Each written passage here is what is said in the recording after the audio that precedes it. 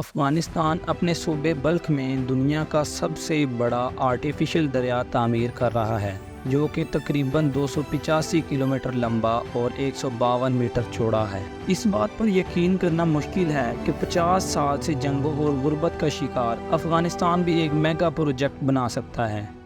علمی پلانٹ کی ویڈیو میں ایک بار پھر سے خوش آمدید۔ ناظرین، افغانستان کی حکومت نے شمالی افغانستان میں ایک بہت بڑے آرٹیفیشل دریا کی تعمیر شروع کی ہے، جسے وہ دوسرے ممالک کی مدد کے بغیر اپنے ملک کے بجٹ سے مکمل کریں گے۔ اس آرٹیفیشل دریا کو کوش ٹیپا کینال کہا جاتا ہے، اور جب یہ مکمل ہو جائے گا تو یہ پورے ایشیا کا سب سے لمبا اور دنیا کا دوسرا سب سے لمبا آرٹیفیشل دریا ہوگا۔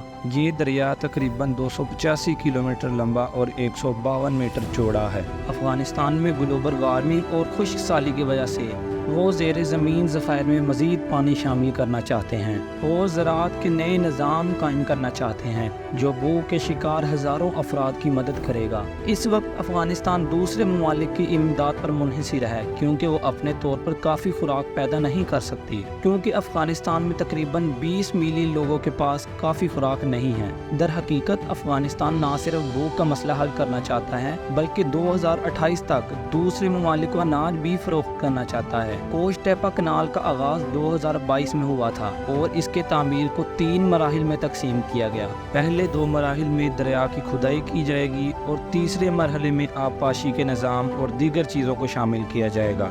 تعمیر کے پہلے مرحلے میں انہوں نے روزانہ تقریباً 1 ملین کیوبک میٹر مٹی نکالی۔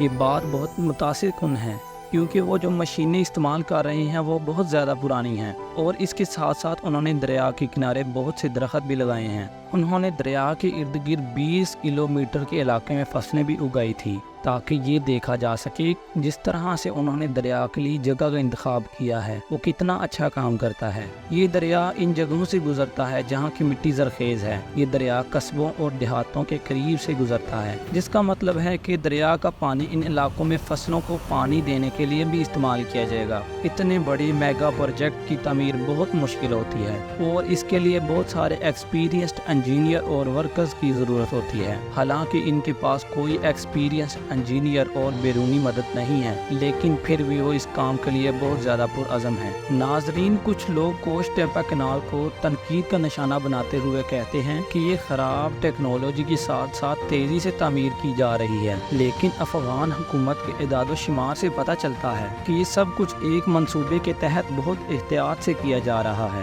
تاہم دریا میں کنکریٹ کی دیواریں یا فرش نہیں ہیں۔ اگر انہوں نے کنکریٹ کا استعمال کیا ہوتا تو اس پر بہت زیادہ پیسہ خرچ ہوتا، اس سے افغانستان کو مالی مسائل کا سامنا کرنا پڑتا۔ ماہرین کا ماننا ہے کہ دریا نہ صرف افغانستان بلکہ آس پاس کے علاقوں میں بھی مٹی کو بہت زیادہ نمکین بنا سکتا ہے۔ مٹی بھی زیادہ پانی اور نمک کی وجہ سے بعض زمینیں نہ صرف نمکین ہو سکتی ہیں بلکہ بہت زیادہ گیلی بھی ہو سکتی ہیں، جس کی وجہ سے انہیں زراعت کے لیے استعمال نہیں کیا جا سکتا۔ حالانکہ اس کو روکنے کے طریقے موجود ہیں، لیکن ان خیالات پر ابھی تک کوش ٹیپا کینال میں بحث نہیں کی گئی، کیونکہ دریا کے قریب زیادہ بجلی نہیں ہے، اس لیے بجلی بنانے کے لیے زیادہ سولر پینلز استعمال کیے جا رہے ہیں۔ کچھ رپورٹس میں کہا گیا ہے کہ یہ چیزیں ٹھیک نہیں چل رہی، لیکن افغان حکومت کے مطابق اس منصوبے پر کام کرنے والے ہر شخص کو اچھی تنخواہ دی جاتی ہے اور وقت پر اس سب کے لیے پیسے آتے ہیں۔ اس کی تعمیر سے پہلے آنے والی لاگت کا اندازہ تقریباً $500 ملین لگایا گیا تھا، لیکن اب وہ سمجھتے ہیں کہ انہیں مزید $100 ملین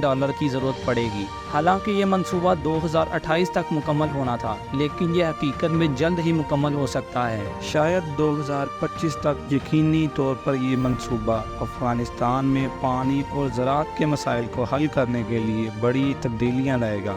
امید ہے کہ علمی پلانٹ کی ویڈیو بھی آپ بھرپور شیئر اور لائک کریں گے۔